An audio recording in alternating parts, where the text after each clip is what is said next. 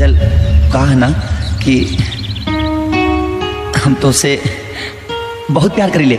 I love you. हाँ? का हम तो से बहुत प्यार करी ले। का कहला हा? कहा तुमसे प्यार ना करेलू। प्यार और हम तोहरा से?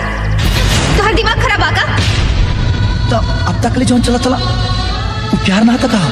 जान गई नी हो जान गई नी जान, प्यार नहीं खेली खल, प्यार नहीं खेली खल, हाथ के लकीर में नहीं खुदा के दिल में जान, प्यार नहीं खेली खल, हाथ के लकीर में नहीं खुदा के दिल में जान। तोहरा जैसी लड़का के ये सबसे बड़ा प्रॉब्लम होला।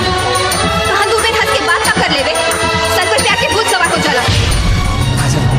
हाथ छोड़ हमार। ये बदन पर कपड़ा चपरासी के जरूर बने कि राजा के दिल के रानी तुम बड़ी। हम कहतानी हाथ छोड़ हमार। अच्छा हमसे ज्यादा प्यार तो के क्यों नहीं के कर सकत। हम कहतानी हाथ छोड़ हमार। अच्छा हम तो के बहुत खुश रखे। हाथ छोड़ हमार।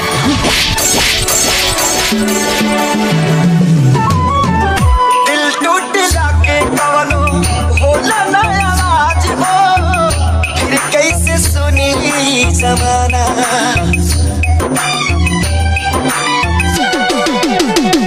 हो जाइबू दोसर के तू कुछ दिन के बाद बा, दिल पगला रोई पर दीवाना।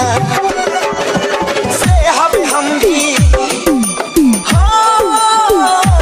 सीख ले हम भी गम में हंसे के लगा, अब जिए के पड़ी, अब जिए के पड़ी, प्रीतिया के पीर में नहीं खुदा के दिल में जान, प्यार नहीं खेली खल, हाथ के लकीर में नहीं खुदा के दिल में जान। अगर ऐतराज है इस जमाने को दो दीवानों के जीने से, अगर ऐतराज है इस जमाने को दो दीवानों के जीने से, ऐ खुदा हटा दे इस दिल का सिस्टम सीने से। अक्सरी होला केहू हंसे केहू रोएला, प्रेम के भी लीला कुछ अजीब बा।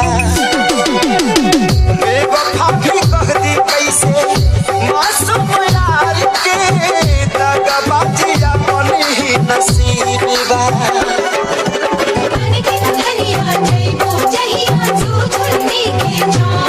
खुश रहा तू हरदम, खुश रहा तू हरदम, दिल से ये बात बा। सांस बन के मसल, सांस बन के मसल, बारू तू शरीर में नहीं खुदा के दिल में जान, प्यार नहीं खेली खल,